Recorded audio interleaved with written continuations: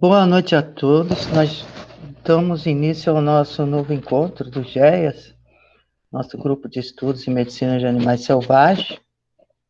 E eu vou passar a palavra à nossa querida Karina Cunha, para ela tecer algumas considerações antes de darmos início ao nosso encontro, verdadeiramente. Boa noite, Karina. Bem, boa noite a todos, boa noite, professor. Primeiramente, queria agradecer a todos por estar aqui hoje, né? Nosso GEAS já está encaminhando para o final do ano e ainda estou muito feliz por ver que a gente consegue reunir ainda bastante gente interessada. Queria agradecer também o pessoal que participou do EFMAS semana passada, foi muito importante para a gente, foi muito legal. Espero que vocês tenham gostado bastante, como a gente gostou de ter organizado isso para vocês. Só lembrar, essa palestra de hoje, ela é independente, ela não está dentro de nenhum módulo, então tem um link de inscrição separado, que eu mandei no grupo, a gente vai mandar aqui de novo no chat para quem ainda não se inscreveu, que é para gerar o certificado. Hoje o professor Sábio vai ministrar a palestra sobre o núcleo experimental de Iguaba Grande, né, que pertence à nossa UF, e é uma extensão da nossa faculdade veterinária, né, que vai estar sendo brilhantemente explorada e coordenada pelo professor Sávio. Ele vai mostrar mais para a gente como é que é esse campus que a gente tão pouco conhece, mas que faz parte também da nossa universidade. Então, bem-vindo, professor. Fique à vontade, como sempre. Obrigado, Karina. Me sinto realmente em casa, né, nessa nossa construção, né, com vocês todos, né. Eu faço das suas palavras as minhas palavras também, né? O mas foi um sucesso de verdade, foi uma experiência incrível. E também quero agradecer essa equipe organizadora que tão brilhantemente trabalhou e vocês todos. Bom, eu vou logo dar início ao nosso encontro com o tema propriamente dito, e eu vou botar aqui a tela inteira. Mas, enfim, e com relação ao mas pelo andar da carruagem, a gente não sabe ainda como vai ser o ano que vem, mas a experiência remota foi incrível e ela permitiu que a gente não tivesse custos, né? Então, por isso também a gente conseguiu fazer gratuitamente, né? Muitas vezes a gente tem custos de trazer um palestrante e tudo, e isso é um grande desafio para todos nós, né? Então, essa experiência remota, a gente recebeu muito elogio, muita gente gostou demais mesmo, que nos trouxe imensa felicidade e, mais que tudo, né? A gente reuniu não só propriamente a comissão organizadora, mas vocês que estão aqui presentes, né? Eu acho que a gente consolida um grupo de estudos nesse ano de grande, vamos dizer assim, de compromisso, mas de grande resultado, né? A gente, se olhar para trás, a quantidade de palestras de colegas e convidados que a gente teve e palestrantes foi expressiva e abordamos temas que se vocês olharem para trás, assim, nossa, é, é um conteúdo de um ótimo curso, né, de medicina de animais selvagens, né, propriamente dito.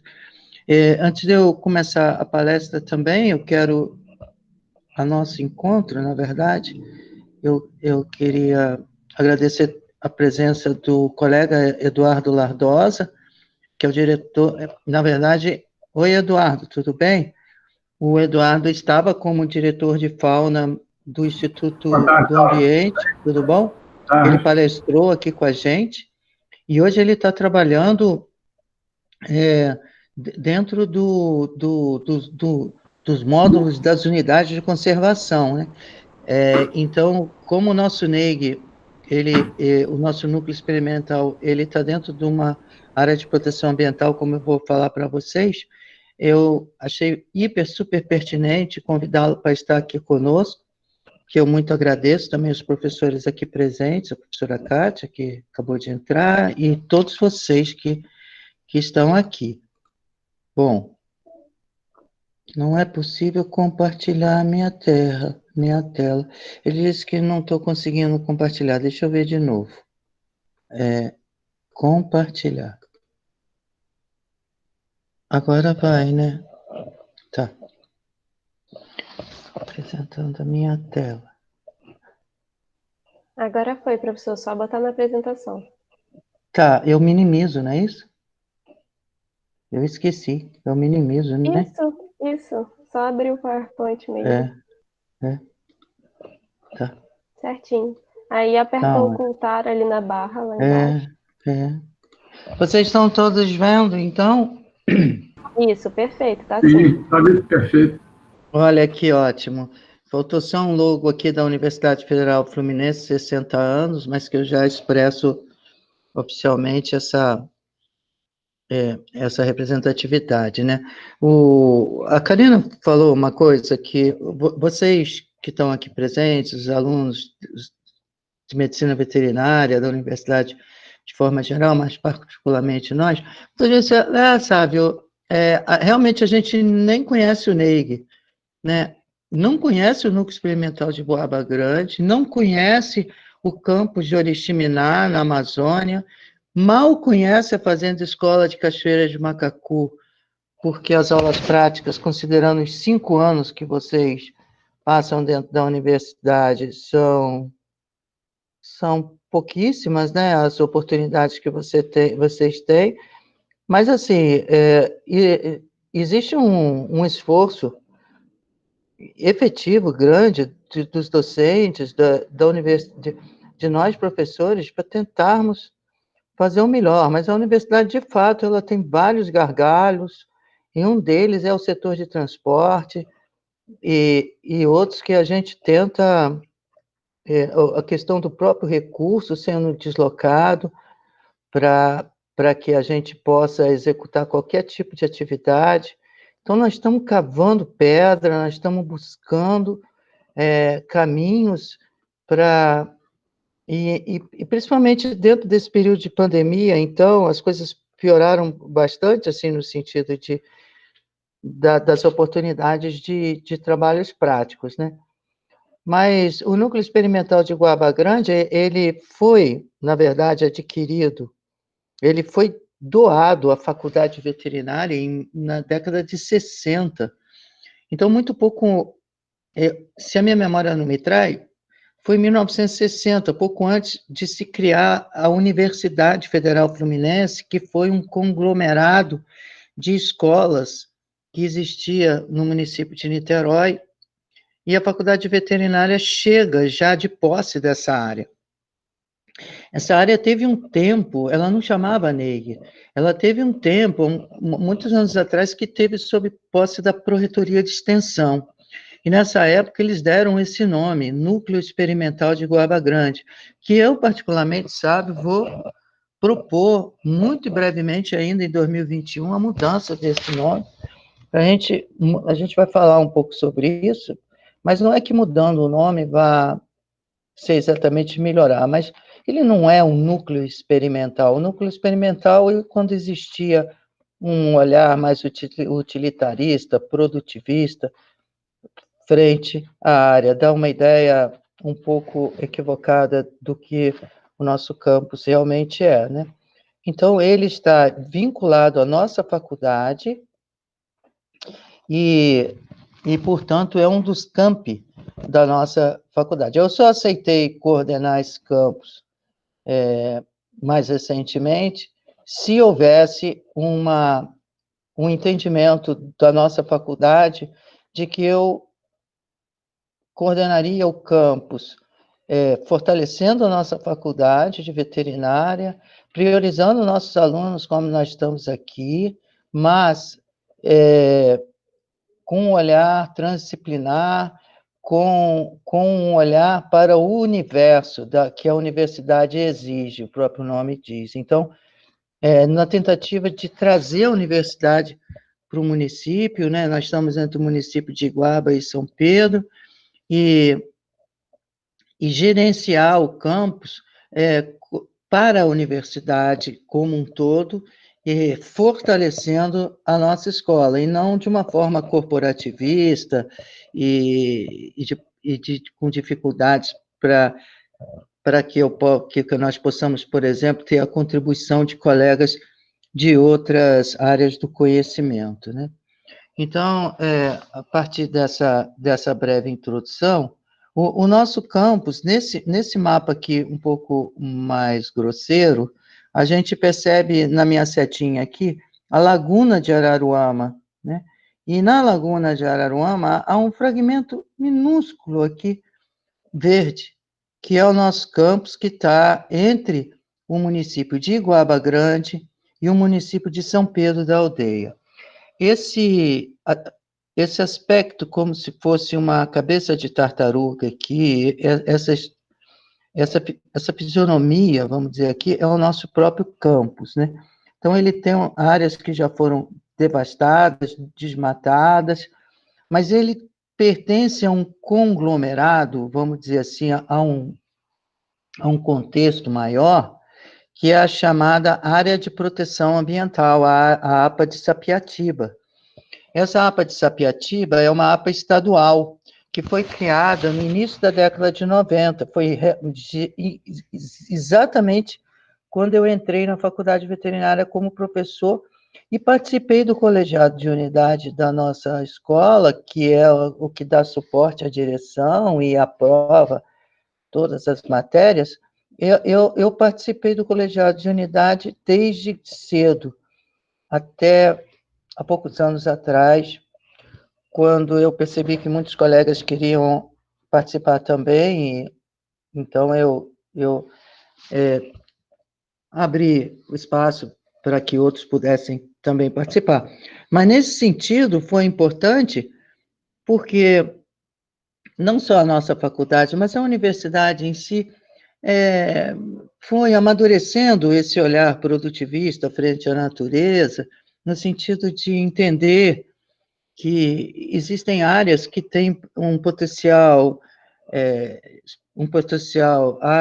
agroecológico, econômico, cultural e ambiental, que muitas vezes não é voltado para a criação de boi ou de cabra, ou de criações zootécnicas de forma geral. Cada área, dependendo das suas características, ela tem as suas potencialidades, né?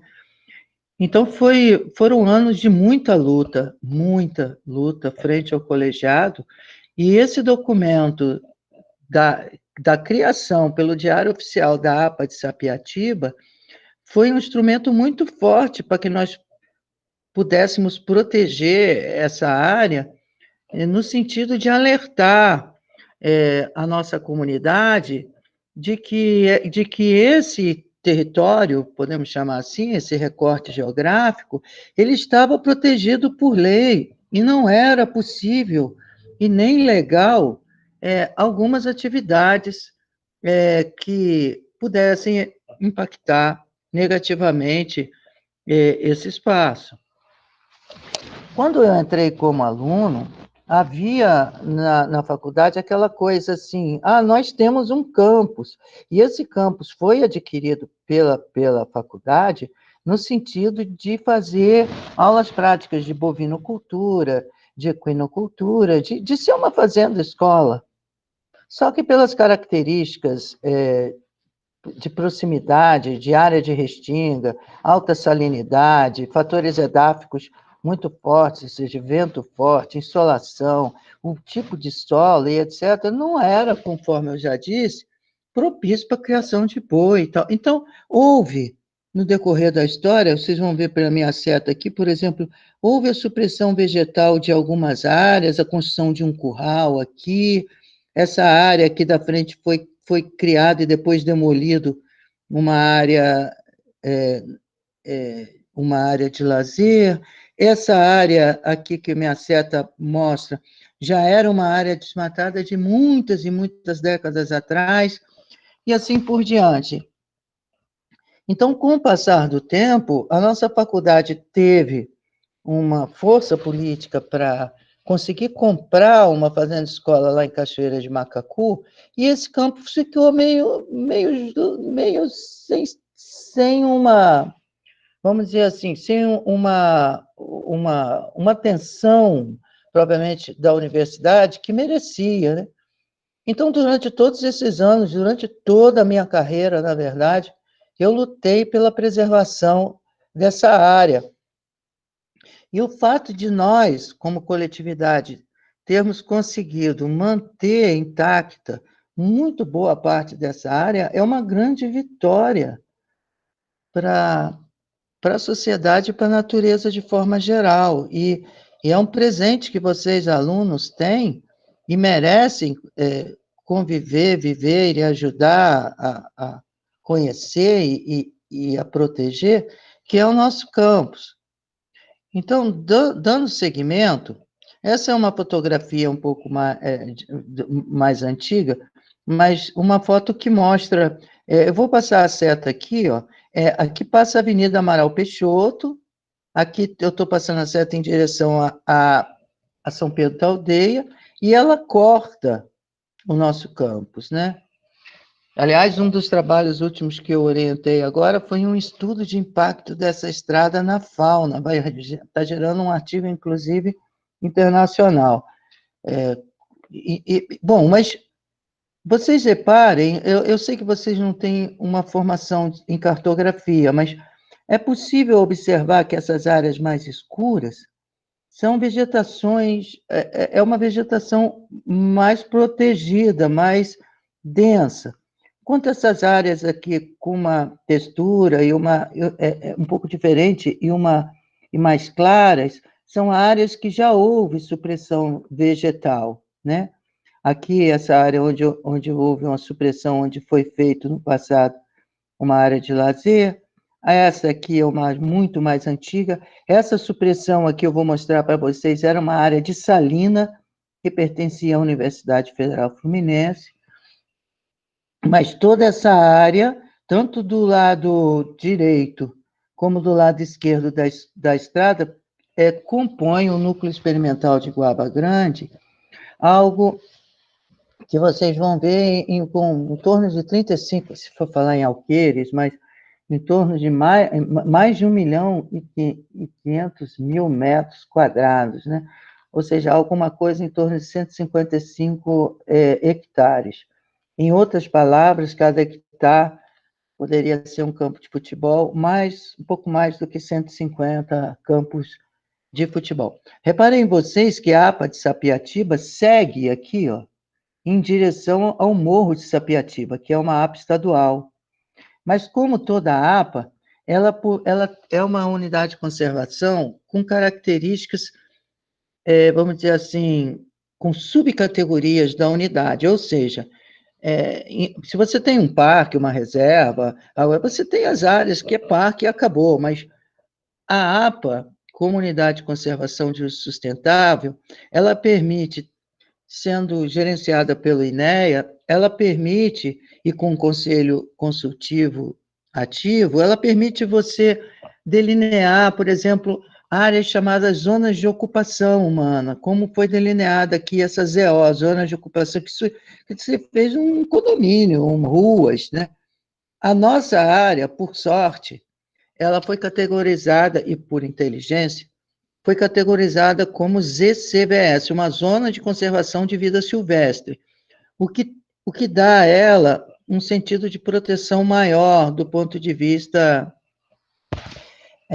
de restrição de atividade. Reparem vocês aqui do lado da BR, o absurdo que fizeram aqui, ó, cavaram aqui para tirar a terra do nosso campo, cavaram a montanha, uma montanha preciosa do ponto de vista, considerando que esse é um dos últimos resquícios de restinga do litoral fluminense e o mais representativo da Laguna de Araruama. Então, esse núcleo, ele está situado, como eu disse, entre o município de Iguaba e o de São Pedro, e é um campus nosso que tem, de acordo com dada documentação, há algumas divergências, mas desse documento de 1976, 1.450.000, em torno de, ou seja, 1.449.047 metros quadrados. Essa foto eu agradeço a Marinha, a Força Aeronaval, porque eu fiz um sobrevoo aqui e pude fazer essas fotos na época, não tinha drone. Todas essas fotos eu fiz no helicóptero da Força Aeronaval da Marinha, que está ali no município de São Pedro. Então, como eu disse, desde a década... Se vocês observarem aqui, desse morro em direção ao núcleo, isso tudo era mata. Isso tudo eram fragmentos que não eram desconectos, né? Conta a história que, muitos anos atrás, porque já não existe mais trilho de trem, mas como quando passou uma estação, uma ferrovia aí, o Estado adquiriu essas terras, né? É o que se ouve na história oral, inclusive com sentido de retirar a madeira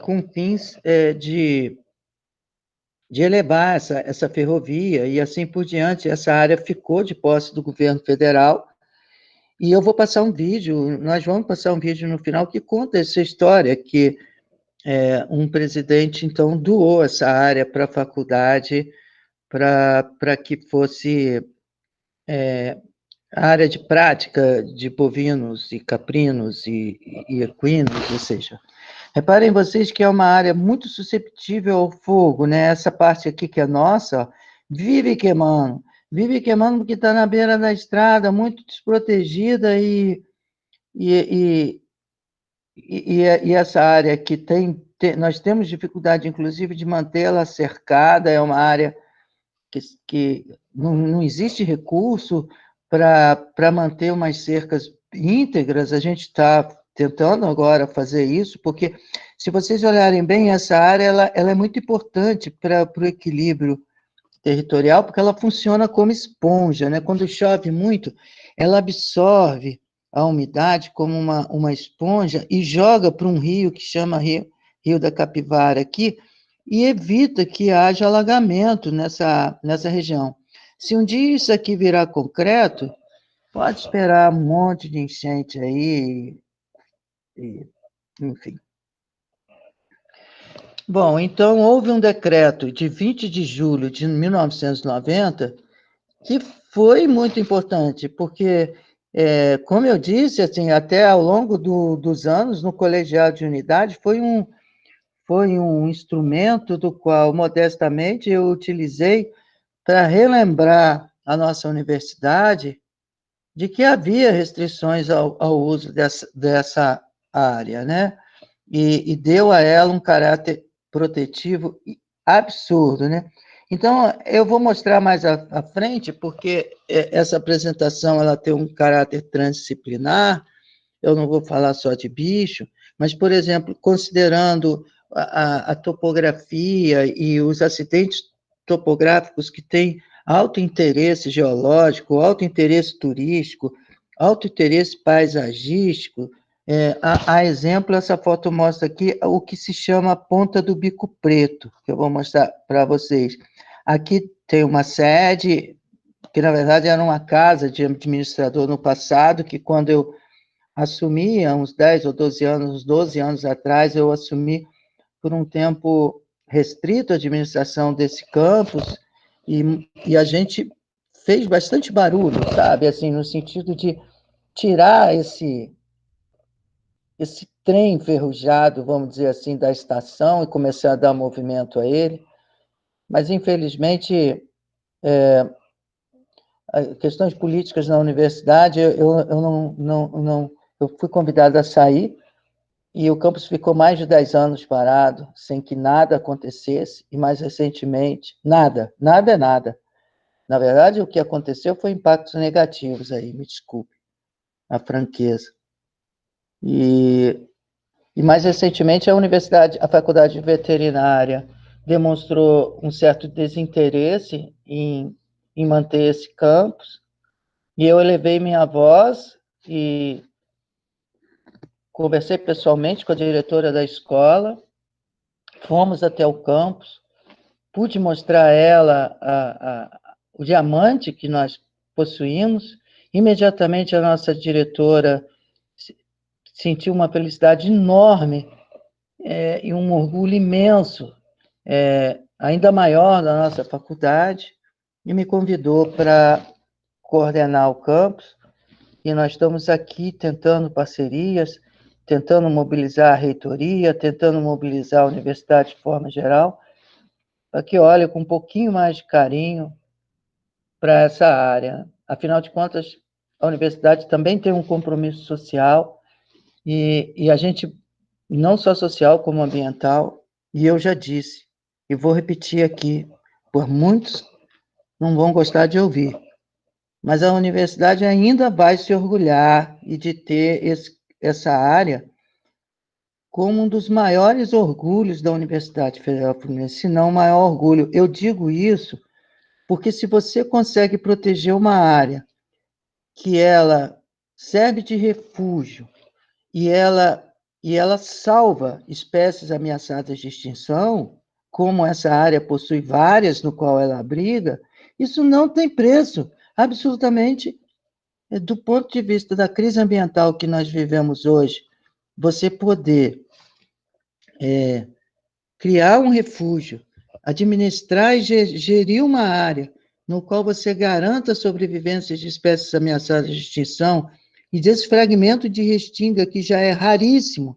Porque o que aconteceu? A partir da década de 70, com a especulação imobiliária, com a ponte Rio-Niterói, que foi construída, houve uma invasão dessa área para balneários, né? Invasão no bom sentido, houve uma expansão, principalmente da classe média alta, que veio para ter suas casas de veraneio na região dos lagos, e esse movimento fez com que houvesse a supressão das vegetações, principalmente das áreas próximas à água, né?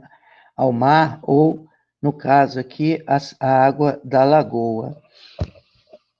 Do ponto de vista das considerações legais, vocês estão acompanhando direitinho? Porque eu não estou vendo vocês. Vocês estão gostando de saber disso? Está tudo bem? Vocês estão aí? Tá muito bom. Não é maneiro, né? Agora, esse mapa aqui é um mapa antigo, ó, de 2004, do INEA, que ele divide. Lembra que eu falei para vocês? Ainda em Nordosa, ainda era FEMA, tá vendo? Isso, exatamente. Zoneamento lá. Porque o Estado do Rio, ele teve um movimento que ele juntou todas as instituições que lidavam com o ambiente e formou uma única, chamada INEA. Mas antes existia a FEMA, a CERLA, o IEF, uma série que se juntaram formando o Instituto do Ambiente. Então, como eu disse para vocês, uma APA, ela permite...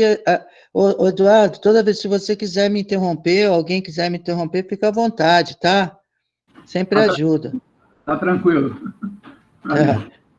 Então, houve o zoneamento da APA, na qual, aqui, ó, o nosso campus, onde está a minha seta aqui, ó, foi categorizado como ZCVS, tá vendo lá?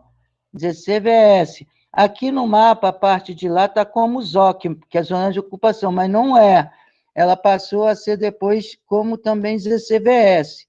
Então, o nosso campus está como zona de conservação de vida selvagem ou silvestre, que é essa área aqui e mais essa toda que vocês estão vendo, né?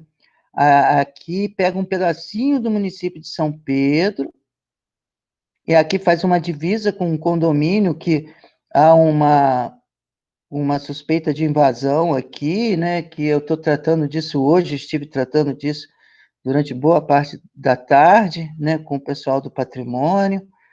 Enfim,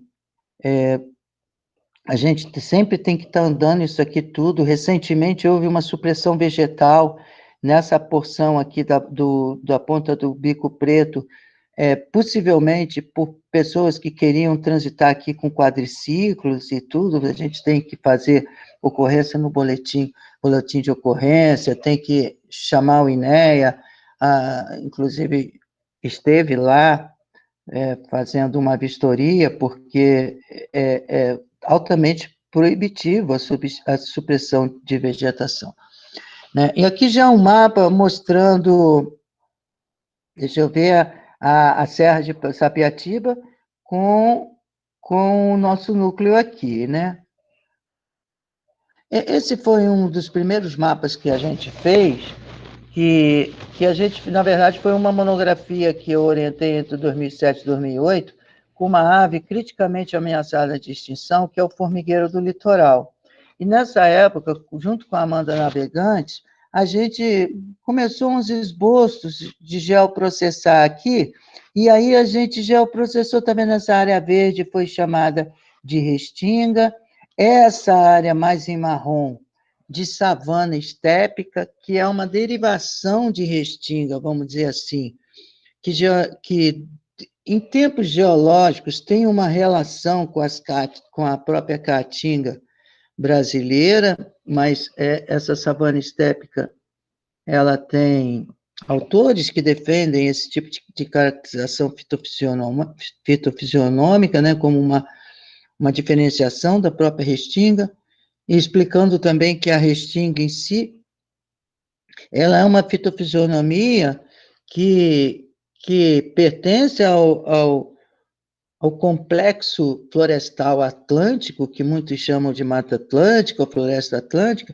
mas que, como eu vou mostrar para vocês, todo mundo que vive ali está adaptado a um ambiente que pode ser inóspito para outras espécies, né?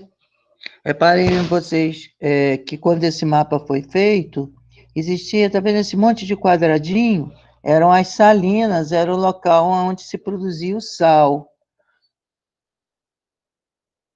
E essa área violeta é a área que nós categorizamos, nesse trabalho que a gente estudou o passarinho, que a gente categorizou como área degradada. Essas linhas brancas foi com muito cuidado que a gente fez uns transectos para poder estudar a fauna local. Então, muito do que eu falei, eu estou dizendo novamente em termos de histórico de utilização.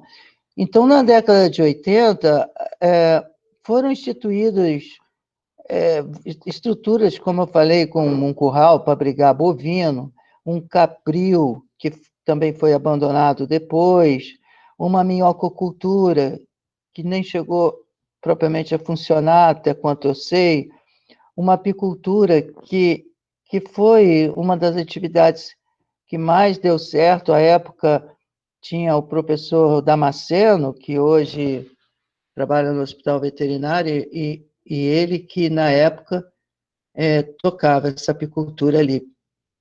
E houve também a carcinicultura, que nunca funcionou, e eu acho até que, enfim, vou evitar comentários, mas essa criação, essa carcinicultura, essa tentativa, criou um dos maiores impactos ambientais da região.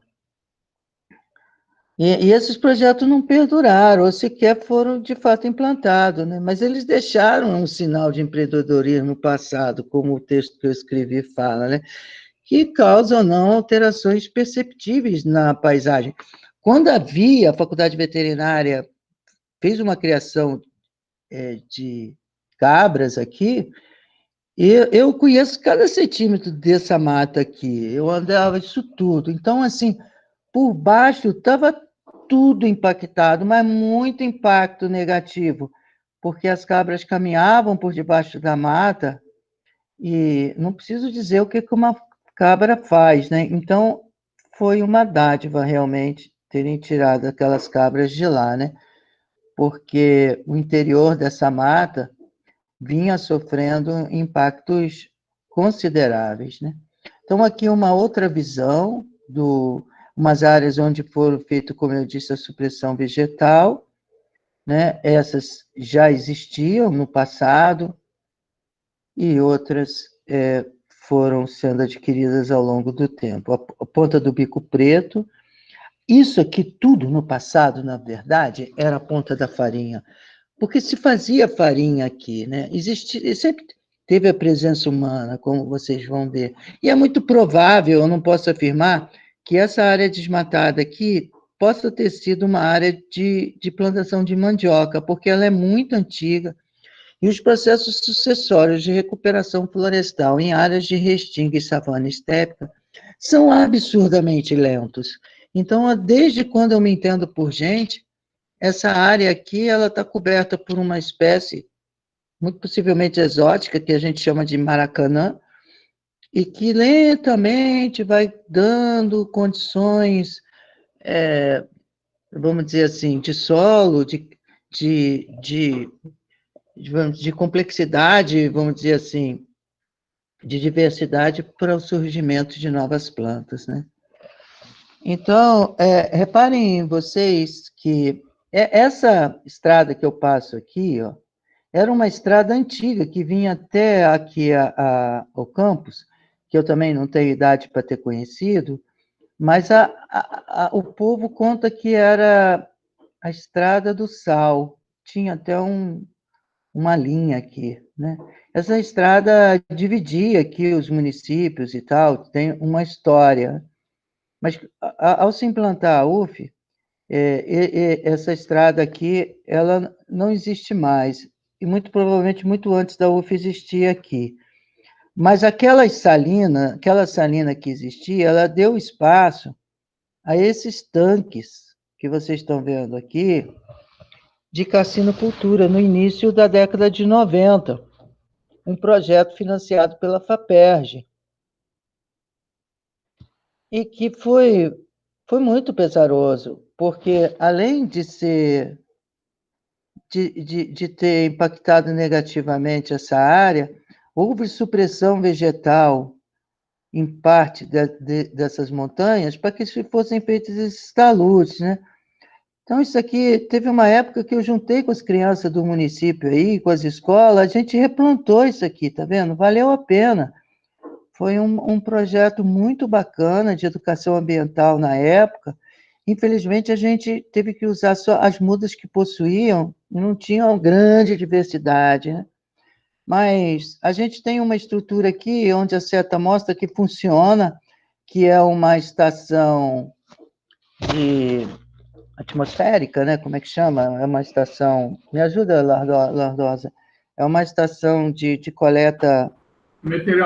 Meteorológica, perdão, desculpa. Aqui tem uma antiga parte de administração, um pequeno laboratório, que na verdade nunca foi usado como laboratório. Há uma residência que mora um funcionário muito bom, que é o Zé Luiz. Aqui tem umas casas em demolição, que podem ser possivelmente restituídas, mas que eram de antigos trabalhadores da salina. E aqui, onde minha seta mostra, foi onde foi construído um laboratório de carcinocultura, que também nunca funcionou, e tudo isso foi abandonado, muito antes de começar a funcionar, e a história desse laboratório eu ainda vou conversar com vocês. A gente já fez algumas trilhas interpretativas aqui no passado, porque eu tenho uma história com esse campus. A gente fazia umas trilhas com os estudantes aqui das escolas públicas, era muito bacana.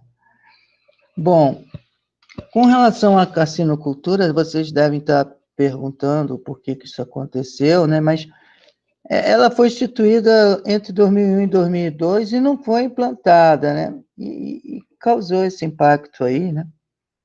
Enfim, seria criado um camarão, por sinal, exótico, né? Lá do Oceano Pacífico, né? Então, era um projeto que, enfim, a Faculdade Veterinária entendeu de implantar, mas não foi adiante. Ainda tratando dos símbolos paisagísticos e por que não dizer, voltados a estudos antropológicos, a estudos sociológicos e históricos, culturais, reparem essa foto aqui, vocês conseguem ver que existe umas pedrinhas amontoadas aqui, assim, tá vendo? Ó, essas pedrinhas amontoadas assim, foi feito pela mão humana. E isso foi feito pelos índios, provavelmente, com certeza, tamoios, que viviam aqui na região e que tinham técnicas de pesca a partir desses currais, né? Que trabalham assim as marés, né? Que sobem e descem, e dentro de um manejo, vamos dizer assim, de captura de peixes, utilizando as marés a seu favor para poder reter os peixes dentro desses currais, né? Isso ainda existe, nunca foi estudado, e tampouco, a não ser o livro que nós vamos publicar agora sobre o nosso campus, nunca tinha sido descrito, de fato, assim. Embora que exista um livro sobre Iguaba que faz menção a esses a currais de pedra, né? Essa aqui é uma outra foto mostrando isso aqui tudo era Praia da Farinha, mas na verdade hoje se considera a Praia da Farinha desse ponto A, esse ponto B, a Ponta do Bico Preto, a Praia da Farinha e a Pedra da Farinha é considerada essa área que eu vou mostrar para vocês, né? Aqui a Ponta do Bico Preto. Aqui umas fotos históricas sem... Eu conheci, eu estive lá, mas na época eu não tinha nenhuma câmera.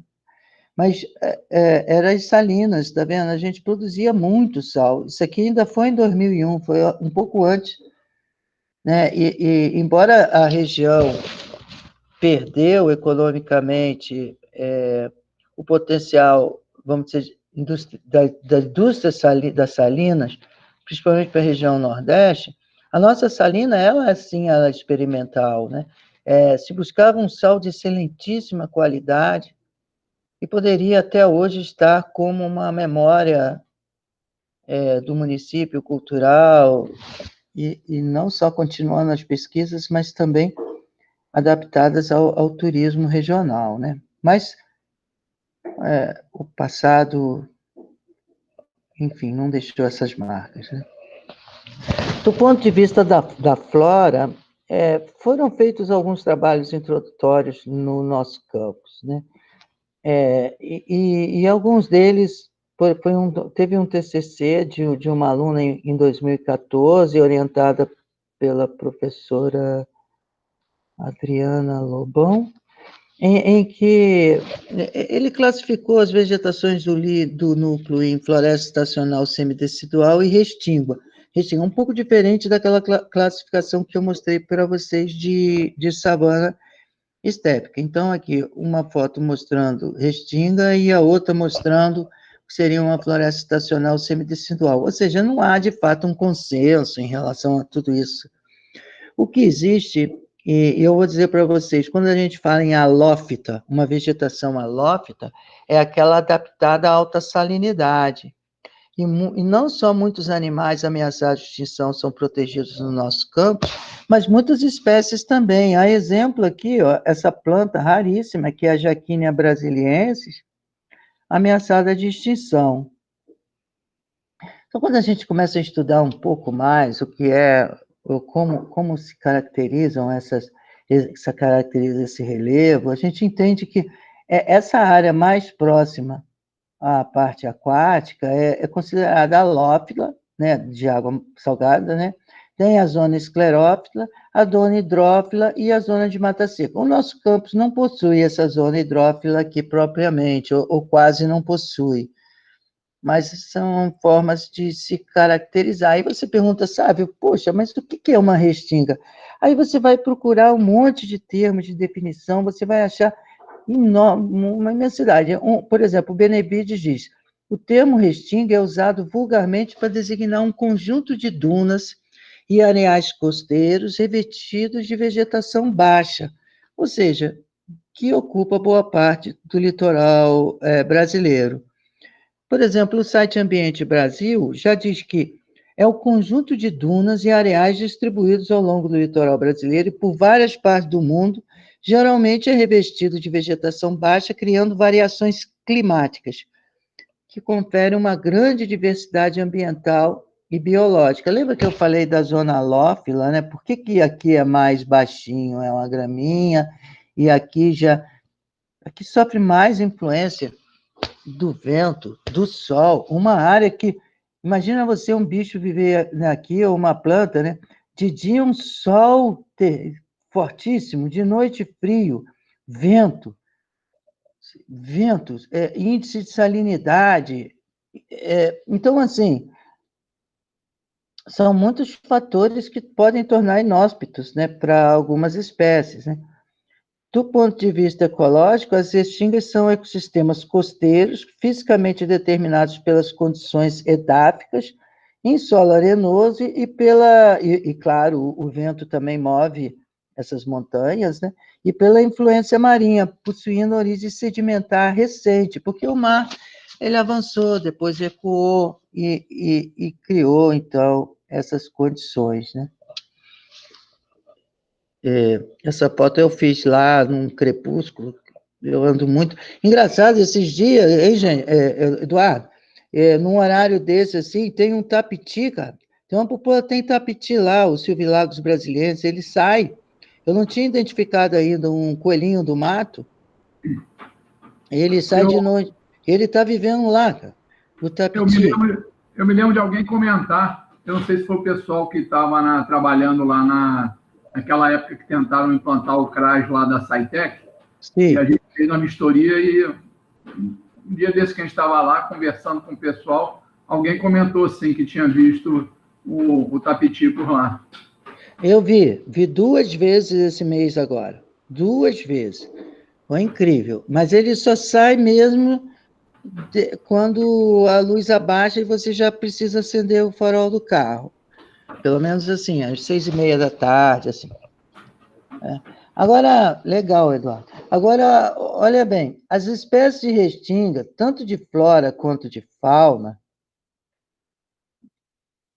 pensem bem na fauna, possuem mecanismos para suportar os fatores físicos que eu já citei, como alta salinidade, extremos de temperatura, forte presença de ventos, escassez de água, né, da água que eu falo, água potável, a água não salina, né, solo instável, insolação forte e direta. Então, não é para qualquer um, não, sabe? Então, todas essas plantas acabam, muitas delas tendo uma cutícula mais espessa, cera, um monte de adaptação, e a fauna idem, sabe? Para suportar esse. E assim, num olhar desavisado, pode parecer um mato qualquer, mas não é um mato qualquer, a gente nunca deve pensar assim. Então, reparem vocês, tem uma comunidade alófila, esclerófila e mata seca, que define, quanto mais distante você está da, da influência marinha, vai deixando de ser essa comunidade altamente resistente à salinidade, e vai assim. Então, tem uma vegetação incrível, por exemplo, essa aroeira, pimenta do que mesmo que chama? Pimenta, esqueci, pimenta de... Rosa, Pimenta rosa, exatamente. A aroeira, ela quando floresce e frutifica, ela dá, não só ela, com um monte de planta, elas dão alimento a uma fauna incrível, imensa aí, né? Inclusive uma ave que eu vou mostrar para vocês, que é a tangará peruviana, ela é migratória e chega nos nossos campos mais ou menos coincidindo com a frutificação dessa planta. Eduardo, olha aqui, ó, isso aqui tem muitos anos atrás eu fotografei, mas lá no Wikiaves, muita gente falou, sabe, é o primeiro registro de ninho de tia-sangue já fotografado. Eu falei, que legal. Mas era aqui a fêmeazinha, tá vendo, pardinha, o macho vermelhinho e os filhotinhos. E eles estão lá para ser estudado. Agora, dezembro, principalmente, é muito provável da gente começar aqui. Tem uma vegetação, uma fauna mais, vamos dizer assim,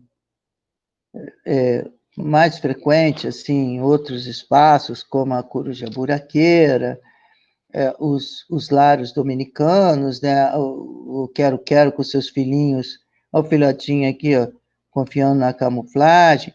Mas, na verdade, nós já identificamos mais de 150 espécies de aves lá no nosso núcleo. E eu estou, assim, garimpando algum acadêmico que queira colaborar para a gente finalizar esse guia de aves lá lá do campus. São muitas frentes que eu, como professor, modestamente atuo, então eu tenho que ir fazendo uma coisa de cada vez, mas a gente vai, sabe? Então, a gente tem colaboradores que nos ajudam, né? Por exemplo, na fotografia, no levantamento vídeo-fotográfico dessas espécies, sempre me acompanhou um fotógrafo da região, que é o Luiz Freire, o meu grande amigo, sempre me ajudou na captura de imagens. Eu deixo meu agradecimento aqui. Eduardo, o que eu acho, e a todos vocês que estão aqui presentes, de toda a minha carreira, eu posso estar enganado, mas, embora o fragmento seja pequeno, eu não conheço, no Brasil e no mundo, nenhum fragmento florestal, vamos dizer assim, que possua tanta espécie ameaçada de extinção num fragmento tão pequeno. Então, nessa área do nosso campus, a gente tem o Formicivora litoralis, que o governo brasileiro ainda considera como espécie, não subespécie, como alguns querem, também chamado de concon, o 30 réis real, a borboleta da praia, que é a Parides ascanius, o passarinho que eu falei para vocês que adora a aroeira também, e muitos outros, que é a saíra sapucaia, né, o tangará peruviana, que é regionalmente ameaçado, espécies que têm sido descritas no nosso campus, como eu vou mostrar para vocês, que nem reconhecida pela ciência havia sido. Então, só falando um pouco mais, por exemplo, esse 30 réis real, ele está em perigo de extinção, ele vive no nosso campus e ele migra para a América do Norte uma parte do ano, boa parte da população, e outra vem viver aqui, né? Então, você vê, nós já identificamos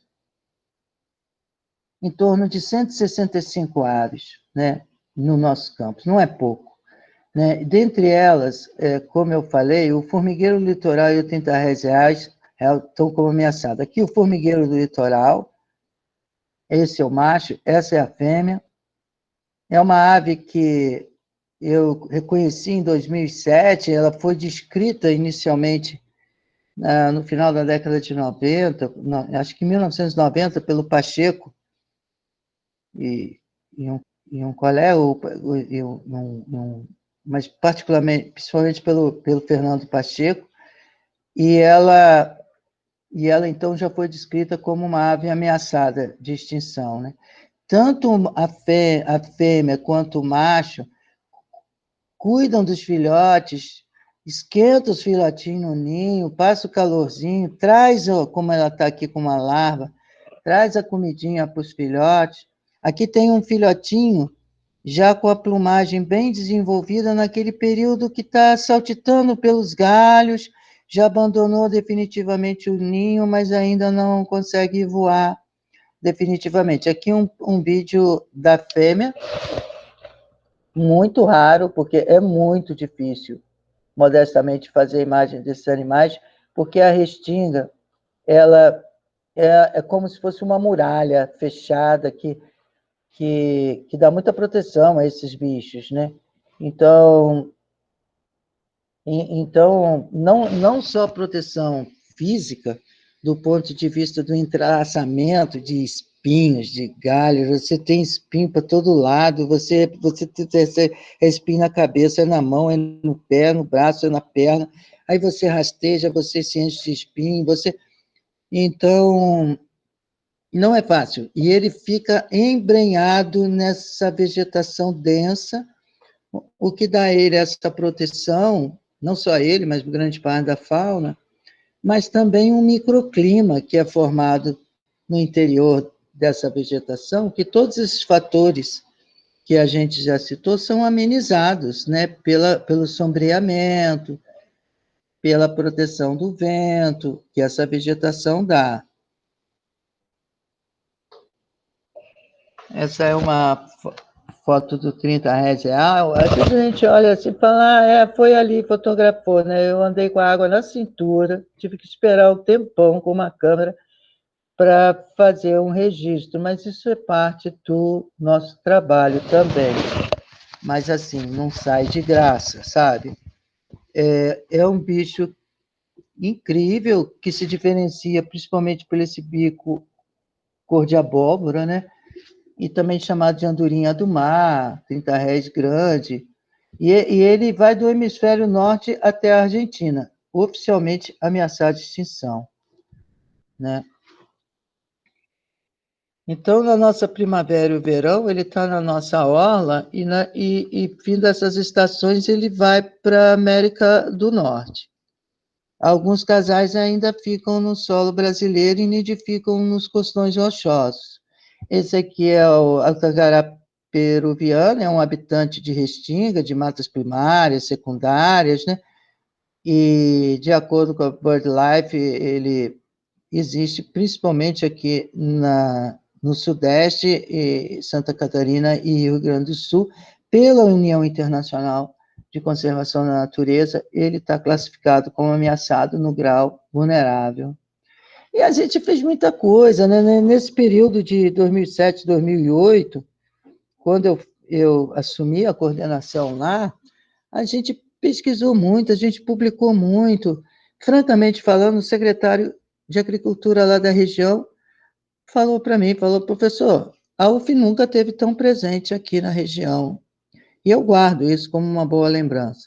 Infelizmente, não me deixaram continuar, e recentemente eu assumi novamente, embora que a gente esteja trabalhando com uma dificuldade, porque o nosso campus não tem um cartão corporativo, né, para você, às vezes precisa comprar, que seja uma chave que quebrou, um pincel, né, então a gente não tem ainda mas nós vamos chegar lá, nós precisamos de viatura para poder levar os alunos, não dá para fazer as coisas precisam conspirar, né? A gente tem que trabalhar para conseguir. Fizemos esse livro aqui, ó, sobre o Concon, que foi uma dos subprodutos da orientação. Eu passei quase um ano pensando o que fazer, né? Como orientar essa monografia, e surgiu um trabalho realmente incrível, e a Amanda realmente foi incrível, né? A gente vem participando, né, de muitos livros da IUCN, por exemplo, ajudando a divulgar a nossa fauna com o nosso material fotográfico, né, com a BirdLife também, enfim. Mas, nesse período também, a gente entendeu que estava sendo criada a Guarda Ambiental do município. Eu estava lá sentado, um dia chegou um pessoal querendo falar comigo, eu falei, a gente queria andar aí na mata, mas eu falei, o que vocês querem de verdade? Ah, não, porque a gente está num processo aqui de criação da Guarda Ambiental. Eu falei, não, vamos fazer um curso de capacitação para essa Guarda Ambiental, e vocês vão ter aula comigo, nós vamos... E aí, esses guardas ficaram tudo meu amigo, e o curso de capacitação eu dava aula teórica, e eles iam comigo catar as sementes na mata, e a gente foi fazendo uns mutirãozinhos, conseguimos, né? E essa área onde era a minha ococultura aqui, que estava abandonada, a prática do curso deles era trabalhar comigo. A gente fez as mudas, a gente plantou, essas áreas degradadas aqui, ó, só que sobrou muito pouco, porque eu não pude dar continuidade. Eu fui convidada a sair do nosso campus. E o fogo tomou conta de boa parte dessas mudas. Mas vão os anéis, os dedos estão aqui, e estão com vocês também. E aí, enfim, uma ilustração que a nossa antiga diretora fez, né? Uma brincadeira que não consegue acompanhar. Na verdade, assim, essas borboletas, o nosso campus, ele possui dá abrigo a uma borboleta chamada Parides ascanius, que é uma borboleta ameaçada de extinção na categoria vulnerável. Eu andei escrevendo com ela, mas por que ela está ameaçada? Principalmente porque a ovipostura dela é feita nessa planta aqui, que é a Aristolochia macroura, que é a jarrinha. Jarrinha porque tem essa frutificação aqui. E a lagarta se alimenta dessas folhas, essa folha é inclusive tóxica para outros animais. Né? E assim, com essas áreas de baixada no litoral fluminense, principalmente, elas foram sendo substituídas, eram áreas úmidas que foram drenadas e a vegetação nativa foi substituída por braquiária, diversos tipos de capim exóticos, e essa planta foi desaparecendo. Né? No nosso campus também houve um impacto negativo, muito ruim, porque pegaram o rio Capivara, que tinha seus meandros aqui, retificaram ele um canal, né? E isso bagunçou bastante a vegetação aqui, ó, que nasce a jarrinha, principalmente na área do nosso campus, né? E, claro, a gente está sempre divulgando a nossa fauna e não podia deixar de falar da borboleta da praia quando nós fizemos o livro de espécies ameaçadas de extinção no Brasil. Então, muita coisa foi feita e muita coisa pode ser feita ainda. Eu me orgulho bastante, por exemplo, essa moça aqui, Angele Martins. A Angele fez um levantamento de herpetofauna sob minha orientação, foi o primeiro trabalho dela. Ela trabalhou no Museu Nacional, ela fez o TCC comigo, ela hoje é professora da Universidade de Brasília, me mandou uma carta lindíssima, que eu me emociono.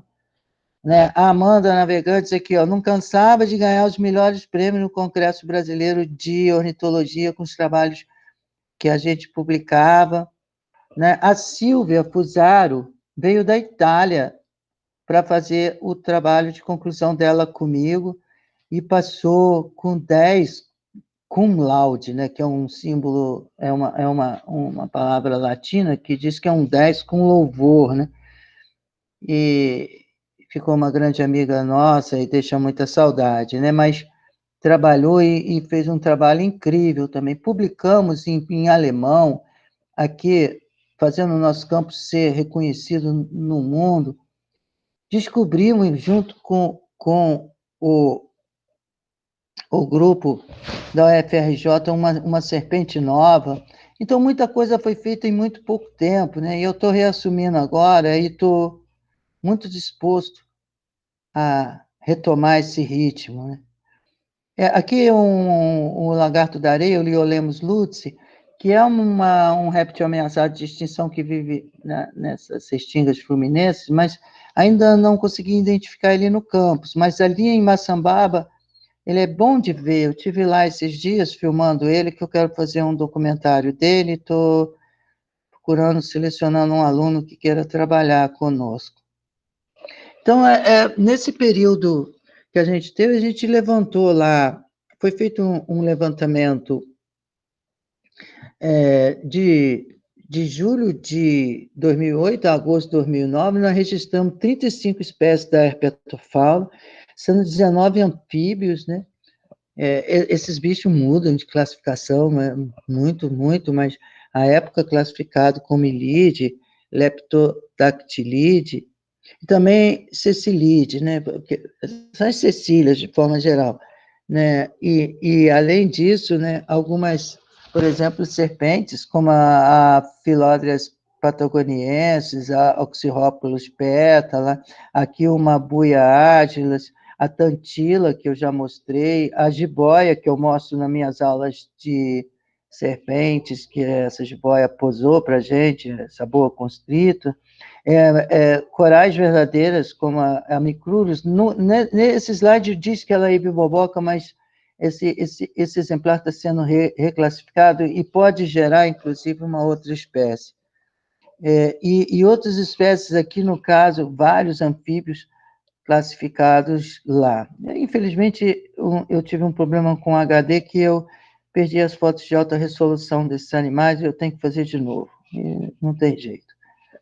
Esse levantamento vídeo fotográfico eu já falei, aqui está o simpático suiriri, né? Tem aquele canto suiriri, que é o tiranos melancólicos, eu não sei repetir. Mas, enfim, é bem comum no Brasil, na nossa região, assim como a garça, mas não só os comuns, né? A própria fregata é muito comum, mas esse aqui já não é tão comum, né? Que é a gaivota de cabeça cinza. Então, da flora,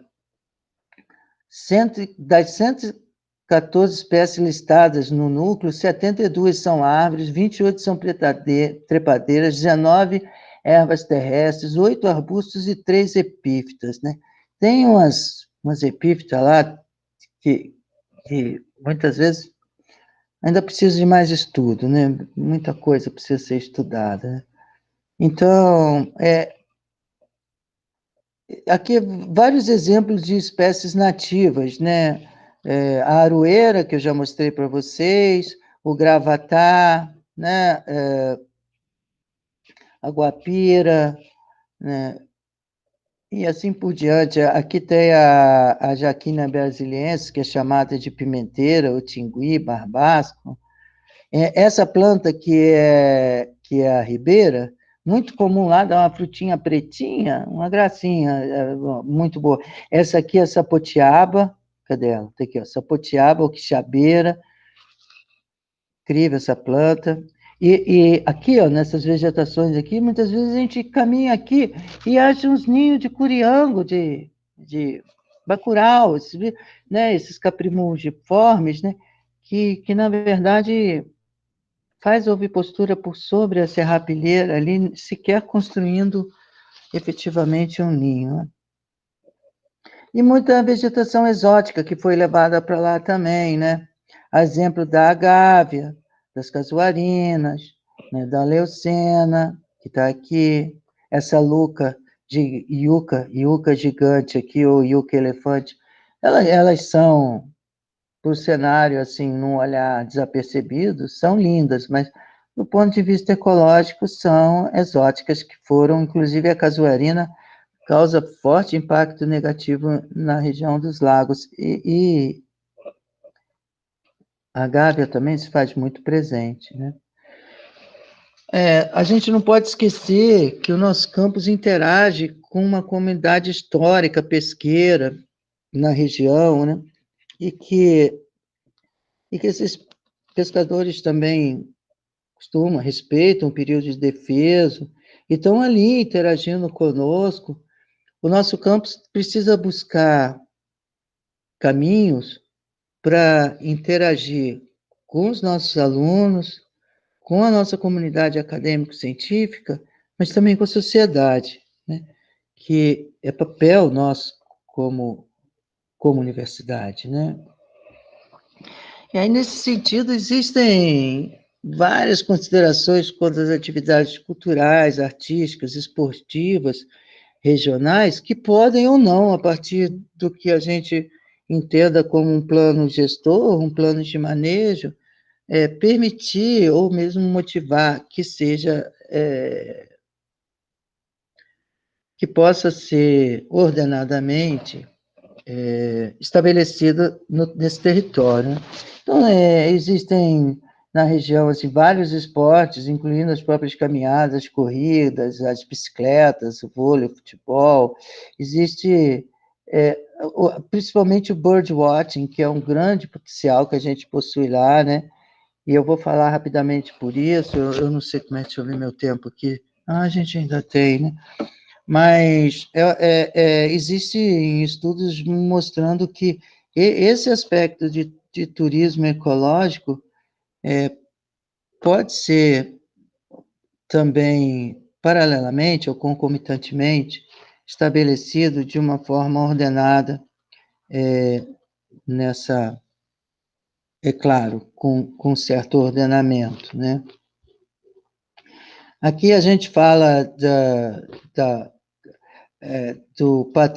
dos sítios arqueológicos que existem lá. Eu não botei alguns slides, mas existe um movimento, um grupo chamado Geoparque, e a gente tem motivado, incentivado e até participado das visitas abertas ao público, e que professores, não da nossa universidade, mas também se propõe a falar, a mostrar ao vivo sobre a história da região a partir das pedras, né? É muito legal.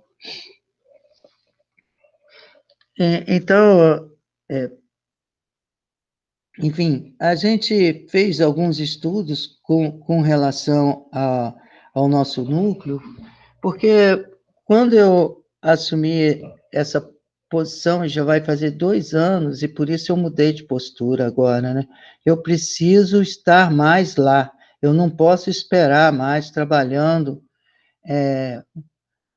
vamos dizer assim, sem estar mais fisicamente presente, porque é preciso, de alguma maneira, encontrar um caminho. Eu ainda estou buscando esse caminho. A gente acabou de fechar um convênio com a Prefeitura de Iguaba, que levou mais de 8 meses para ser assinado, mas foi, tudo é lento, ainda mais em período de pandemia. Então, houve agora a reeleição municipal, então nós estamos muito positivos, otimistas, que a gente possa traçar parcerias, que a prefeitura possa apoiar ações que possam ser implantadas no núcleo, né, contribuindo com certas estruturas e possibilidades que nós não temos. É preciso destacar que, ao ser instituído o ICMS verde no ano 2007 para 2008, a nossa área passou a também gerar, vamos dizer assim, reflexos econômicos para o município. Então, o fato da gente existir dá ao caixa da Prefeitura de Iguaba um montante expressivo. E quanto mais ela reinvista no nosso campus, maior pode ser esse retorno do ICMS verde. E é nisso que a gente vem apostando também. E eu,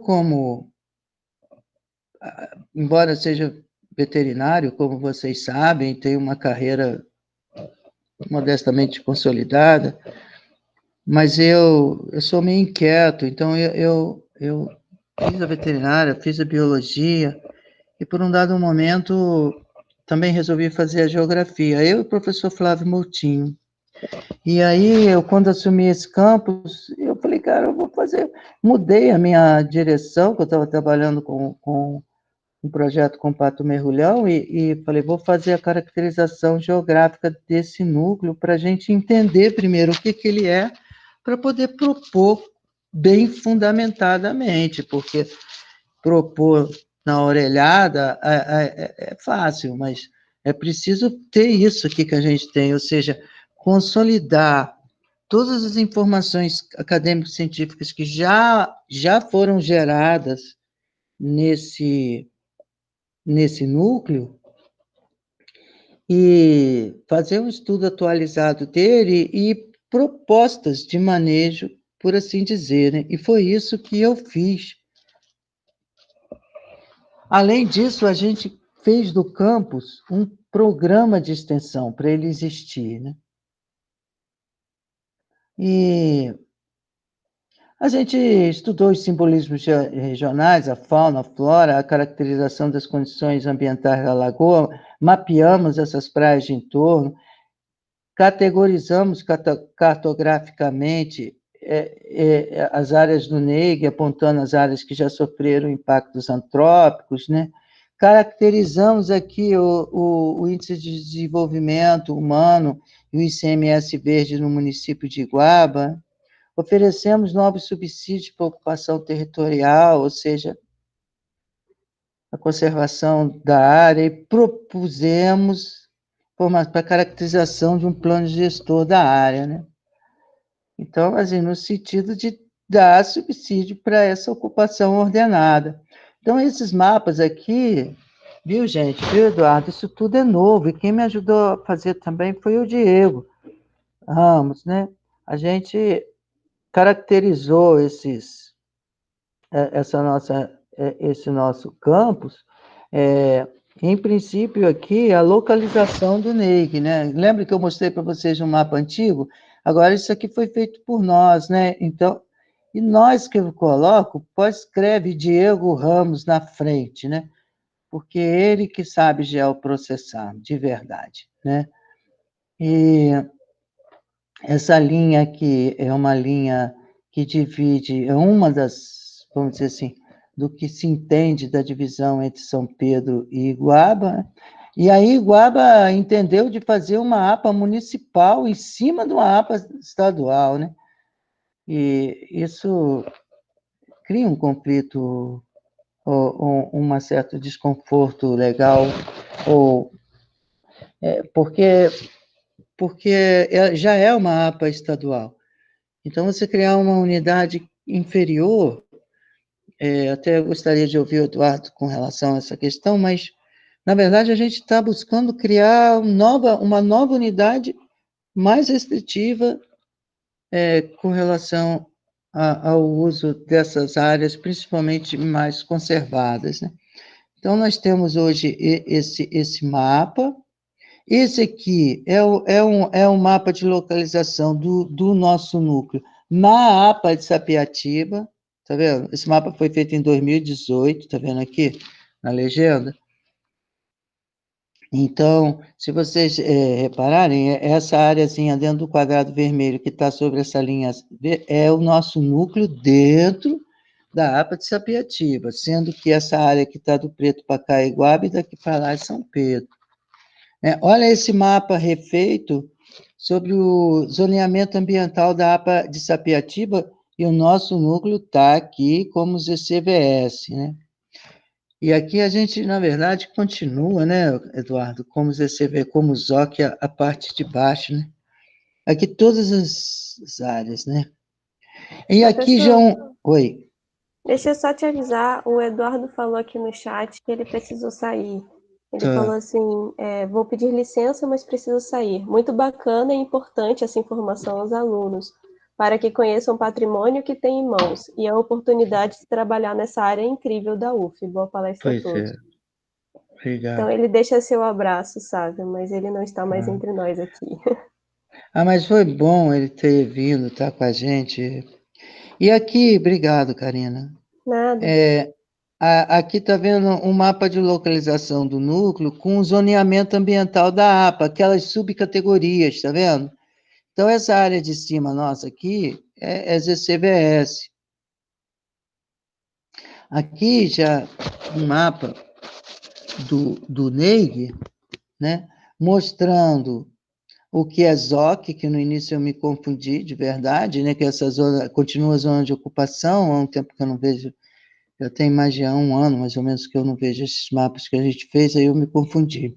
Mas aqui a nossa ZCVS, a tal da ZOC, Zona de Ocupação, o que está em amarelinho é a área do município de Iguaba, na verdade, o que está da linha preta para a esquerda, o que está em amarelinho é o que o município de Iguaba criou como área de proteção ambiental do governo, que isso era chamado de Morro do Governo, o nosso campus também.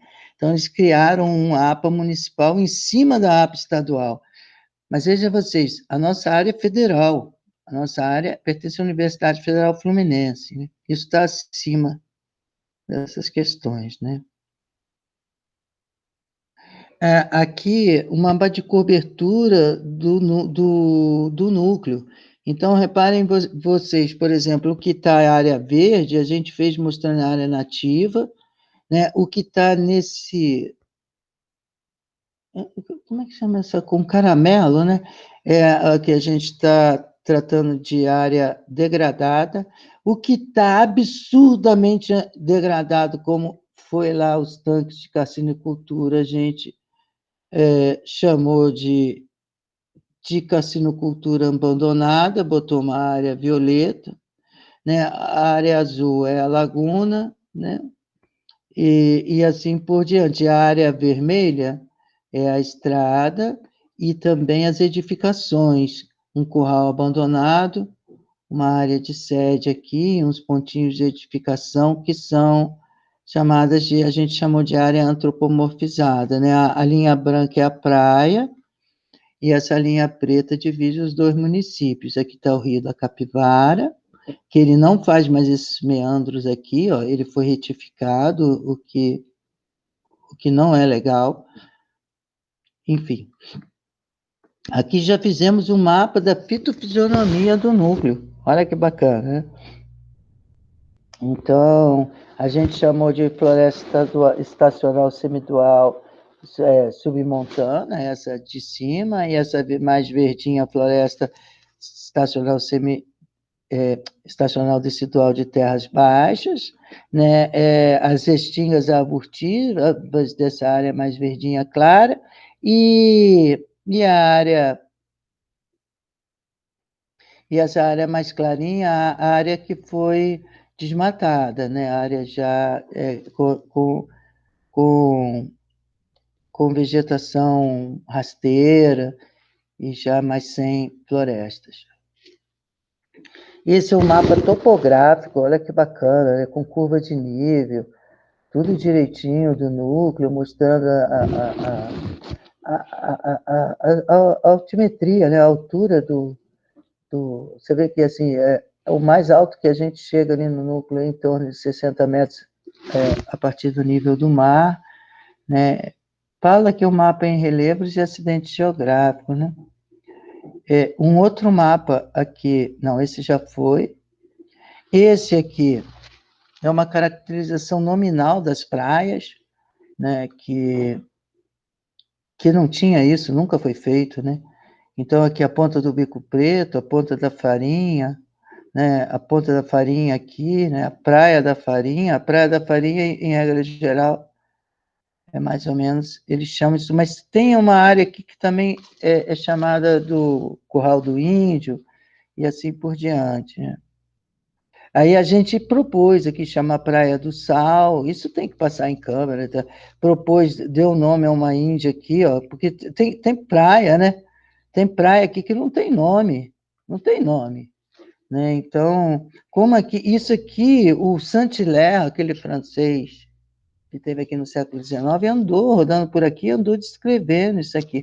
Como aqui tinha a Estrada do Sal, a gente falou, poxa, vamos propor chamar isso aqui de Praia do Sal, porque são praias que... A praia pertence à Faculdade Veterinária, assim, dentro desses limites, né? Na verdade, as praias pertencem à União, né? A gente também sabe disso, né? Esse aqui é um mapa de área de risco de incêndio do núcleo que a gente fez também, né? Mostrando áreas de alta, média, muito alta risco e praticamente sem risco, por exemplo, como vai pegar fogo num tanque daquele ou no asfalto, né? Então, na estrada não tem risco, né? Mas, por exemplo, tem áreas que, pelas frequências do fogo, como vocês viram nas fotos, são de alto risco, né? Essas áreas de gramíneas, capins exóticos, como o colonião e assim por diante, né? Enfim, esse é um mapa também que nós fizemos sobre o Índice de Desenvolvimento Econômico Regional, né, já que é uma caracterização socioambiental. Como eu disse para vocês, a gente fez um programa do NEG, né, que a gente propõe, esse programa está lá no SIGPROD, né, reformar e modernizar a estrutura administrativa, projetar alojamentos para os alunos, estruturar espaços para ciência, para centros de ciência e educação na dependência do NEG, né, ou seja, a parte de educação ambiental e, por que não, também para incorporar projetos artísticos e culturais regionais, uma biblioteca com ambiente acolhedor estrutura para recepcionar escolas, né, nos municípios circunvizinhos, né, estrutura para fluxo de visitação direcionada, inclusive inclusivas, né, do ponto de vista de pessoas que possam ter dificuldade de caminhar e assim por diante, né? A possibilidade de estabelecer um viveiro de produção de mudas para revitalização interna, elaborar projetos de reabilitação de área degradada, promover cursos de extensão, projetos de pesquisa, ou seja, cursos que a gente poderia dar lá, né? Toda uma possibilidade de criar um fluxo de ciclovia interna dentro do núcleo, né? Trazer a APA, o Conselho Consultivo da APA, para dentro do nosso núcleo, para que a gente incentive essa democratização do ponto de vista da administração, do gerenciamento da APA estadual como um todo, né? Enfim, e aí, dentro desse contexto, a gente fez um mapa em que a gente propunha, dentro dessa coisa da educação ambiental, a possibilidade de estabelecer aqui, esse centro de recuperação de animais continentais é a proposta que o Eduardo Lardosa fez para aproveitar uma área que era um antigo laboratório nunca usado na carcinocultura, que foi usado por uma terceirizada da Petrobras, que depois também foi abandonado e virou uma área abandonada, perigosa, em que o mato tomou conta, em que inclusive, tem pessoas que... Esse mês eu tive que estar lá com o pessoal da vigilância, porque existem indícios de pessoas que estão dormindo lá.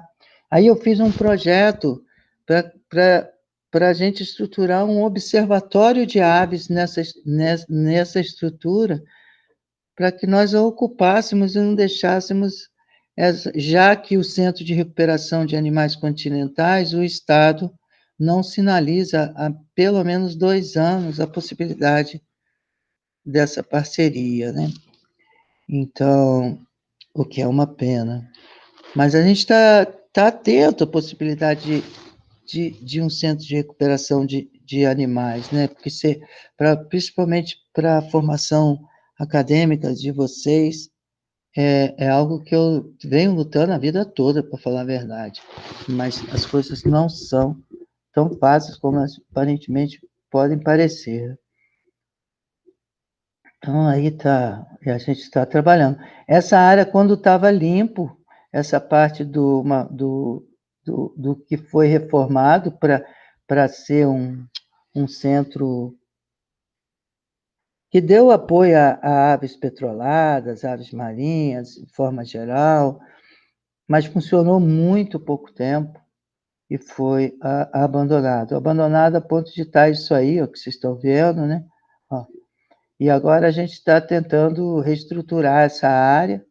Já fizemos, eu fui agora, esse mês, com a arquiteta da UF, porque a gente não pode fazer um mutirão e ir lá não, você tem que dar acessibilidade, tem que ter um projeto aprovado pelo setor de arquitetura da universidade, você tem que dizer aonde você vai achar recursos para fazer isso, né?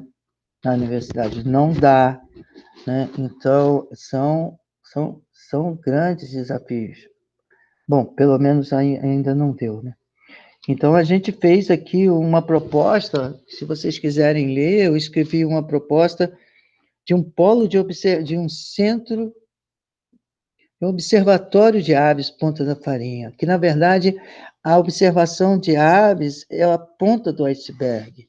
Eu convido vocês a botarem no Google Bird Observatories e ver a tendência mundial dos centros de pesquisa girarem em torno da avifauna, ou seja, você pode estudar virologia, você pode estudar, ou seja, com aves migratórias, etc. Você pode estudar parasitologia, você pode estudar toda a questão ecossistêmica, você pode estudar comportamento animal, fazer os documentários dos animais, a parte toda da ciência, de todas essas disciplinas, seja de doenças infecciosas, parasitárias.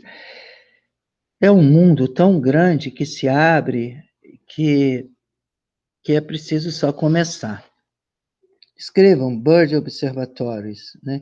E aí mexe também com a economia da região, porque se você estimula a difusão da avifauna local, você mantém a mata de pé e gira a economia do município, né?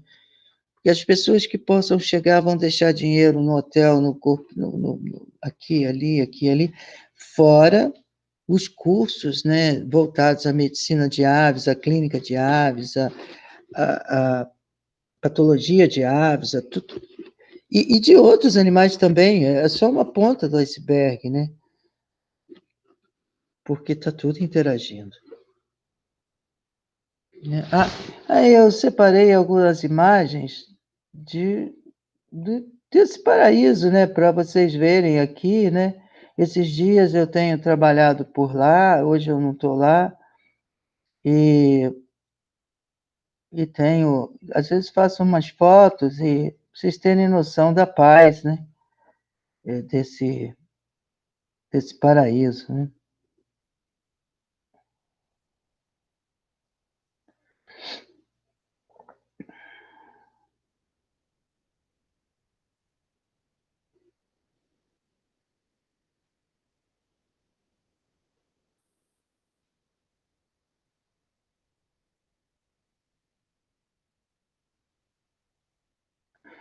E assim, na verdade, se a gente fizesse só isso, né?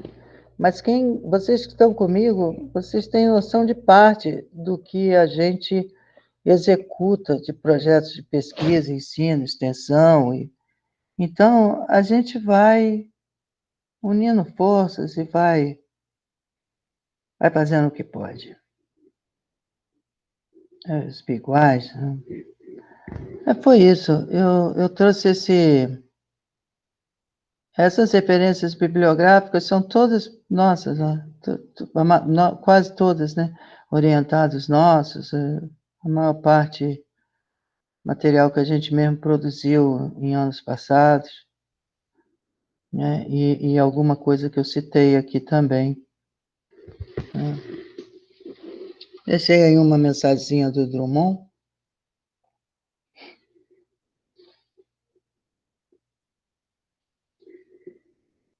Bem, professor, obrigada pela sua palestra. Foi ótimo. É muito legal ver como você está se dedicando, né? Muito amor envolvido, dá para ver. É muita dedicação, as burocracias e tudo, mas no final vai valer tudo a pena. Com Muito legal esse certeza. trabalho. Obrigado. Na verdade, eu queria abrir para vocês, aqueles que quiserem abrir a câmera, que quiserem debater. Isso a gente está fazendo, eu não falo por falar, não. Eu sou o que sou e eu faço isso muito esperançoso de vocês. Esse grupo que a gente criou, são pessoas que estão comprometidas, a gente que quer aprender, que quer ser alguém na vida, deixar um legado, deixar algo de bom. Então, isso é para nós, isso é para vocês. Só que a gente tem que achar o caminho. Às vezes eu fico constrangido, porque, professor, vamos lá, como é que eu vamos lá no meio de uma pandemia? E mesmo não estando na pandemia, eu estou marcando reunião com o pró-reitor, estou, de alguma maneira, sempre provocando, buscando um caminho, porque a gente não tem nenhum carro da universidade para trabalhar, né? A gente trabalha com gasolina própria, com automóvel próprio, não tem nada, não tem nada. Eu não vou ficar falando isso aqui, mas eu não tenho um cargo comissionado. Eu poderia não estar fazendo nada disso e eu estar ganhando a mesma coisa que ganho. Então, a gente está trabalhando por gostar do que faz, né? Mas tem os limites, né? Como é que... Então, às vezes eu penso assim, nossa, se a gente faz um caixinha que a gente faz, já paga o café da manhã de vocês, isso, né? A gente vai lá dar um curso lá, né? Dá um curso, né? As últimas vezes que eu fui lá, que eu pude levar aluno, foi muito difícil. Às vezes o motorista que vai, é difícil o motorista não querer receber a diária. Aí você que tem que pagar a diária do motorista. Eu tenho carteira profissional eu dirijo caminhão, ônibus, qualquer coisa, eu me preparei para ser o que sou. Só que eu estou num país que não precisa valorizar estou dizendo que eu precise, mas estou dizendo que eu posso, né? E assim, eu estou tentando dizer assim, a gente andou fazendo, há uns 2 anos atrás, uma limpeza de praia lá, a gente dormiu no chão. Todo mundo adorou, amou, mas a gente dormiu no chão mesmo. Já avisei, a gente dormiu na sala. Tem um prédio, uma casa que você usou no pôster de apresentação dessa palestra, né, desse bate-papo nosso, que tem uma casinha lá que era, no passado, uma casa do tal administrador, né? Eu falei, eu não preciso disso, sabe? Aí a gente precisa de um centro de atividades aqui. A gente quebrou uma paredinha que juntava, separava 2 salas, fizemos uma sala de aula e fizemos um centro administrativo ali, uma casa antiga, bonita, bucólica. Dá para ficar ali um pouco, né? Mas não tem uma estrutura legal, né? Tem um banheiro que funciona muito mal, então se você vai com 15, 20 alunos, precisa de uma compreensão, de um entendimento muito grande para a pessoa, precisa ter uma estrutura melhor, né? Então, eu acho que a gente tem que batalhar para isso. Aos pouquinhos, eu acho que a gente vai conseguindo melhorar, se Vai, Deus quiser, conseguindo mais investimento também, e pois aí vai é, criando vida para os próximos alunos, as próximas pessoas que vierem já vão herdar não esse é? seu legado, né? Ah, nossa, né? Aqui, o Felipe quer visitar, vamos lá, Felipe, Zé Vitor, obrigado, Zito. A Hanna, foi ótimo conhecer mais desses campos que realmente traz diversas possibilidades. Traz, né?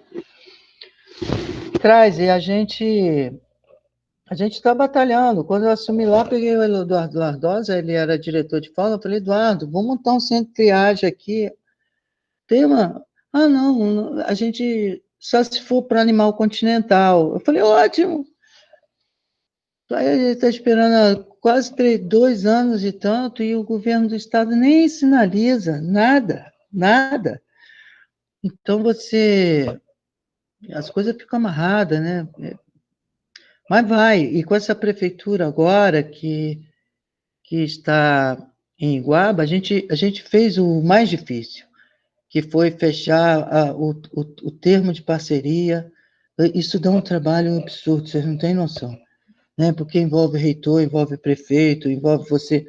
A gente fechou, isso foi assinado. Então assim, isso traz uma luz, né? Para agora, para diante. E como a gente já tem algum estudo da área, a gente sabe o que pode, o que não pode, né? E eu tive pensando, discutindo com o Eduardo, por exemplo, porque aparentemente pode não interessar o Estado investir nesse sentido, mas se a gente conseguir transformar o NEG, por exemplo, num refúgio de vida silvestre, é diferente, né? A gente acaba até com o nome NEG, né? Passa assim, não, eu estagio lá no refúgio, né? Lá no refúgio de vida silvestre, a gente só faz um refúgio de vida silvestre para da farinha. A gente traz para o município um retorno maior também de arrecadação de ICMS verde, por ser uma unidade de conservação de proteção integral, ou seja, de uso mais restritivo, e garante, perpetua mais, ao longo das futuras gerações, né, a integridade daquelas matas, né? Então, seria muito interessante para a universidade, né, a primeira universidade, ou talvez uma das primeiras, não sei dizer, um observatório de aves certamente vai ser a primeira, né? Criar uma unidade de conservação de proteção integral ali, de preferência que seja ligada ao Estado, e não, enfim, ao Estado daria mais facilidade, porque a gente já tem um convênio, uma parceria com o INEA. Então, assim, muitas vezes o aluno, que não é o caso de vocês, às vezes ele só vê aquele, né? Mas a construção, o arcabouço que tem por trás, o feedback disso tudo, o maneiro de tudo é que vocês têm participado disso, né? Quando ajuda a construir um F, mas quando ajuda a construir um simpósio de biossegurança, quando ajuda a construir um evento, esse tá por trás das cortinas, faz vocês crescerem muito. Porque vai ser quando vocês formarem, vocês estão prontos para tudo, não só para receber, mas também para dar. Fica a dica, né? Mas, enfim, foi bom, né, estar com vocês. Mas Oi, eu fico professor, feliz. você quer que passe o vídeo? Ah, quero muito. Esse vídeo eu estava, assim, um pouco mais jovem. Quando a gente estava, o Eduardo Sanches, o Paraná, eles trabalhavam na UFIMAGem. Aí não existia fauna Brasil, nada disso. Aí, você já viu que espaço por fauna que tem lá, né? Que coisa incrível. Aí, eles a gente fez esse vídeo aí, vamos ver? Ele sintetiza algumas coisas também. É rápido, acho que.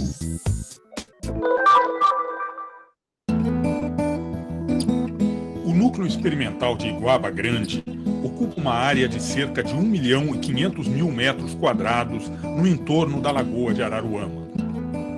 O NEIG, como é conhecido, vem sendo administrado pela Faculdade de Veterinária da Universidade Federal Fluminense. A casa lá No que a gente governo tem. Juscelino Kubitschek, houve um decreto de loteamento da área.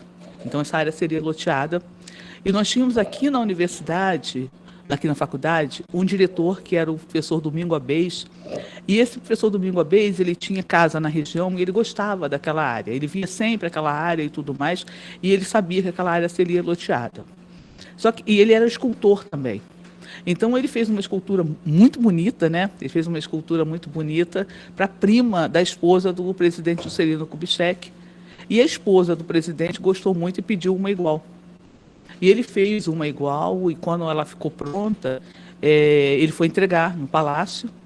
E o presidente perguntou o que ele queria de pagamento por aquilo ali. Ele falou que não queria dinheiro.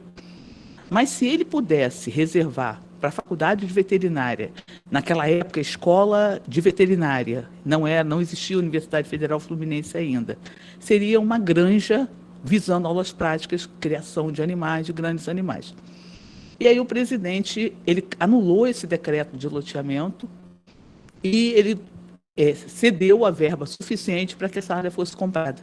Não só a academia, mas a sociedade como um todo tinha como prioridade a produção. A veterinária, como profissão, também tem um viés muito forte com a produção. Algumas investidas dentro de uma produção animal foram realizadas aqui. Ao longo dos anos, houve um amadurecimento de toda uma comunidade científica e hoje se sabe e é consensual que essa área é uma área que precisa ser preservada e todas as ações aqui executadas, elas têm que priorizar não só a preservação da natureza, a relação socioambiental harmônica com a região, os projetos de pesquisa, os projetos de ensino, as atividades de forma geral que sejam sustentáveis e benéficas a todos e ao meio ambiente, principalmente. O NEIG faz parte da APA, Área de Proteção Ambiental, da Serra de Sapiatiba. São 600 quilômetros quadrados de Mata Atlântica e campos inundáveis nos municípios de São Pedro da Aldeia e Iguaba Grande. Existe um processo histórico de ocupação na região que foi acelerado intensamente a partir da década de 70, construção da ponte Rio-Niterói, a chegada dos habitantes do Grande Rio que vieram aqui ter suas casas de campo, e houve uma ocupação intensa da região. Essa especulação imobiliária que aconteceu, ela naturalmente teve como as áreas mais preciosas, as áreas próximas ao ambiente aquático. Com isso, áreas de restinga como essa hoje são muito raras na região. E o núcleo experimental de Iguaba Grande pode-se dizer que é ao redor da lagoa, pode-se dizer o mais importante remanescente de restinga nessa região. Atualmente, diversos projetos vêm sendo realizados nas áreas de pesquisa e educação ambiental. Tem sido realizado um levantamento vídeo-fotográfico da avifauna aqui do campus. Hoje nós contamos com mais de 140 aves identificadas. E fizemos um trabalho monográfico com uma ave que está oficialmente ameaçada de extinção, que é o formigueiro do litoral, por aqui conhecido como concon, que o nome científico Formicivora litoralis. e que essa ave ela tem dentro do campus da UF um refúgio muito importante para a espécie. Então foi feito um estudo monográfico, continuamos orientando, temos projeto PIBIC de estudo da biologia dessa ave que foi descoberta em 1990, você imagina, né? Já descoberta em risco de extinção, né? Fizemos um projeto também e uma outra monografia orientando uma estudante da Universidade de Padova, Itália, no qual foi feito um estudo sobre o uso dessa área para a sobrevivência e reprodução de uma avifauna ao longo do litoral do nosso campus. Fizemos também, sobre minha orientação, um levantamento de herpetofauna parcial, no qual foram identificadas 35 espécies, sendo 19 espécies de anfíbio e 16 espécies de répteis, alguns dos quais raríssimos. Um deles está sendo identificado uma espécie nova de serpente, do gênero Tantila. E eu falo sobre a questão da fauna.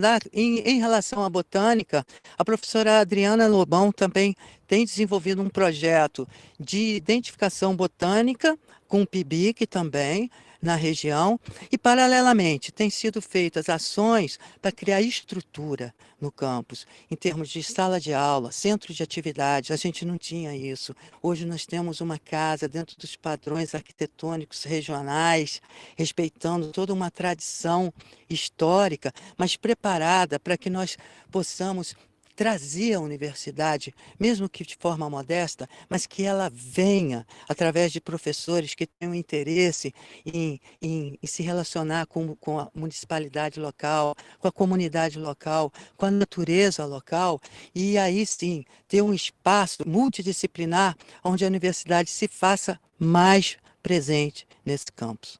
Na minha opinião, a educação ambiental ela tem muito mais chance de ser conseguida a partir das afetações, a partir das experiências em contato com a própria natureza em si mais preservada.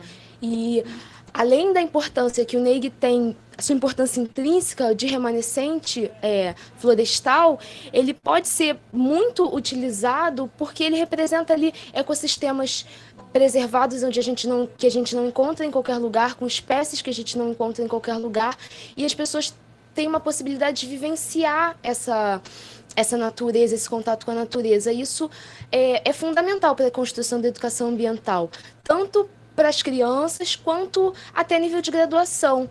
A área de mata da universidade pertence à chamada Zona de Conservação de Vida Silvestre.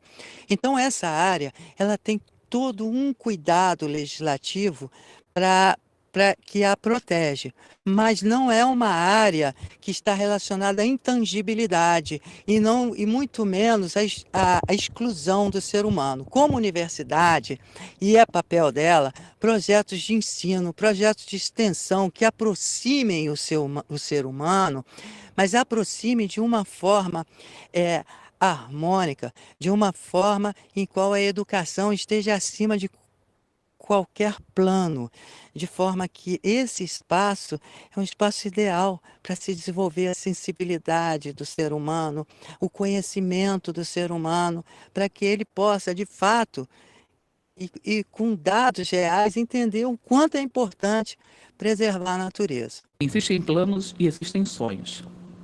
Mas sonhos, se a gente não sonhar antes, a gente acaba não realizando. Os planos são fortalecer esses projetos ambientais, levar o aluno justamente para fortalecer a importância da proteção ambiental para esse aluno. Um plano que é quase um sonho, mas a gente espera realizar ainda, temos 3 anos pela frente, né? Seria a criação de um parque. Então, uma criação de um parque da Universidade Federal Fluminense, com visitas guiadas, onde escolas que já visitam a região, mas aí visitariam oficialmente com um guia, mostrando plantas, animais, um projeto ambiental também, que também associasse lazer, né, lazer e turismo, e com isso, inclusive, fortalecendo essa parte de turismo na região. né? Então, esse é quase um sonho, mas a gente já vem brigando para acontecer, já houve reformas em algumas áreas, e para dar a base justamente para a criação desse parque.